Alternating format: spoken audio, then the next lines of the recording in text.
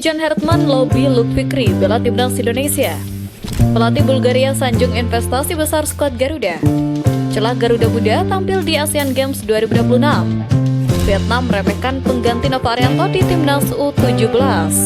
Assalamualaikum warahmatullahi wabarakatuh. Salam olahraga. Jadi John Hartman bertemu Luke Fikri ya untuk diajak bergabung ke timnas Indonesia. Yang kedua, pelatih Bulgaria sanjung investasi skuad Garuda. Yang ketiga, celah Garuda tampil di Asian Games tahun 2026. Dan yang terakhir, Vietnam meremehkan pengganti coach Nova Arianto. Coba kita saksikan bersama ya. Pencarian sosok striker house goal untuk memperdalam skuad Garuda tampaknya telah membuahkan hasil yang sangat konkret. Terdapat bukti nyata bahwa John Hartman telah melakukan lobby intensif terhadap striker muda berbakat Luke Fikri. Informasi tersebut pertama kali mencuat lewat unggahan akun Instagram @football.indonesia yang menyebut adanya kontak antara Fikri dan kubu timnas Indonesia. Luke Fikri mengaku telah menjalin komunikasi dengan pelatih timnas Indonesia John Hartman. Tulis laporan tersebut. Fakta itu menempatkan Luke Fikri pada persimpangan penting karena ia memiliki 3 opsi negara untuk dibela, yaitu Australia, Amerika Serikat, atau Indonesia. PSSI sendiri disebut telah mengajukan pendekatan agar Fikri mempertimbangkan mengenakan seragam merah putih. Bahkan, striker MacArthur Bulls FC tersebut membenarkan adanya komunikasi tersebut dan menyatakan masih menimbang berbagai kemungkinan. Luke Fikri mengaku bahwa pembicaraan awal dilakukan untuk memetakan peluang terbaik bagi karirnya di level internasional. Sudah ada sedikit komunikasi antara kami untuk melihat berbagai pilihan dan berbagai peluang yang bisa saya dapatkan sebagai pemain. Tentu saja semua orang ingin bermain di panggung nasional untuk tim nasional, tetapi saya hanya sedang menjajaki kemungkinan. Ungkap Luke Fikri. Dengan komunikasi yang sudah terjalin dan latar belakang keturunan yang jelas, peluang Fikri untuk memperkuat timnas Indonesia kini terbuka. Keputusan akhirnya akan sangat bergantung pada arah karir yang ia ingin ambil, serta proyek yang ditawarkan di level internasional.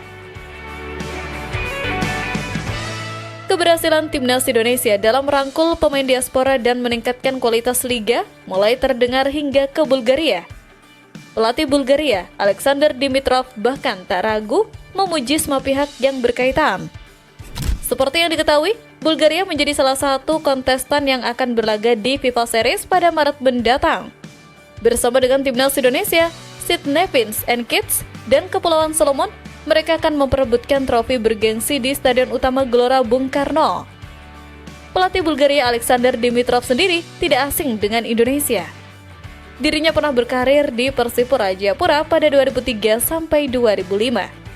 Setelah itu, dirinya dipercaya jadi asisten pelatih di Persipura Jayapura pada 2006 sampai 2007.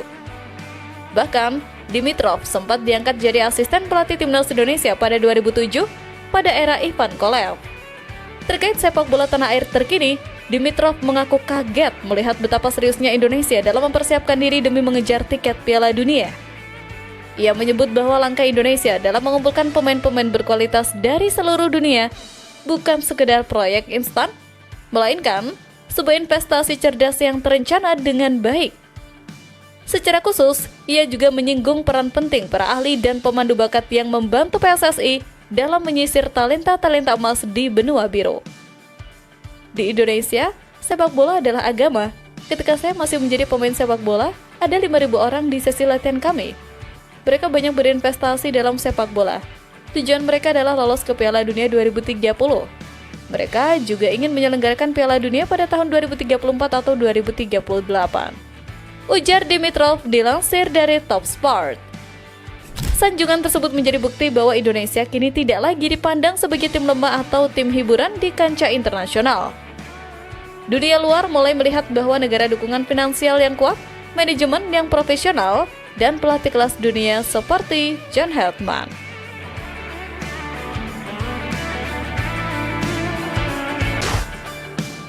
Secercah harapan baru muncul untuk timnas Indonesia U23 untuk tetap bisa berpartisipasi dalam ajang Asian Games 2026 yang akan berlangsung di Jepang. Sebagaimana diketahui, sesuai aturan terbaru yang dikeluarkan AFC, Konfederasi Sepak Bola Asia, dan OCHA, Komite Olimpiade Asia, untuk cabang sepak bola putra akan diikuti 16 negara yang tampil di Piala Asia U23 2026 lalu. Perubahan aturan tersebut membuat negara yang berkiprah di Asian Games 2026 tanpa melalui babak kualifikasi lebih dulu. Peserta sepak bola putra diambil dari negara yang berlaga pada putaran final Piala Asia U23 Arab Saudi Januari silam. Aturan ini berbeda dengan Asian Games Hangzhou, China tahun 2022 lampau, di mana regulasi saat itu negara peserta dapat mendaftarkan tim melalui komite olimpiade masing-masing.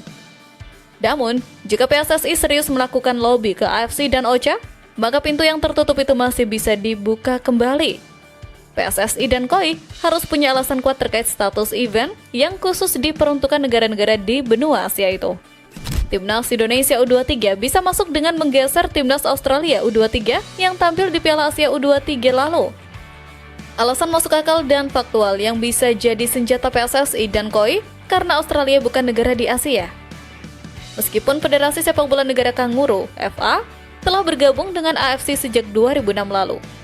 Namun, kepindahan Australia khusus untuk event tunggal cabar sepak bola yang digelar AFC dan FIFA, bukan multi cabar seperti Asian Games.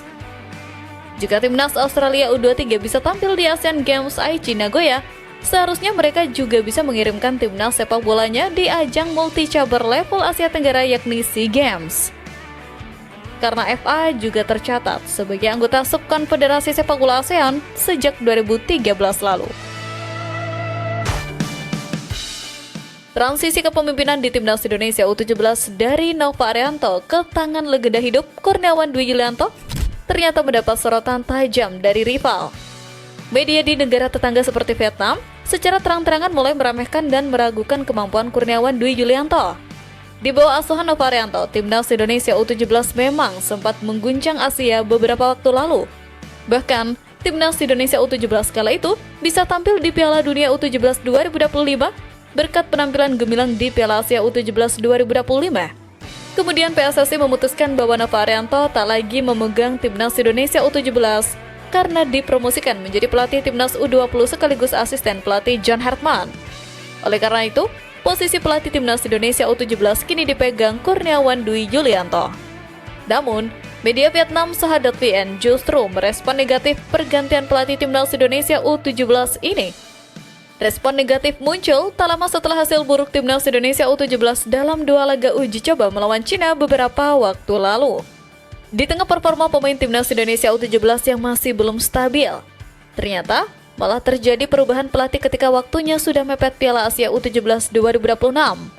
Saha.vn lantas menganggap Kurniawan Dwi Yulianto masih belum punya pengalaman yang meyakinkan sebagai pelatih. Sementara itu, meskipun Kurniawan Dwi Yulianto memiliki pengalaman luas sebagai asisten pelatih di berbagai tingkatan tim nasional Indonesia, ia belum melatih tim secara langsung selama 5 tahun. Tulis media Vietnam Soha.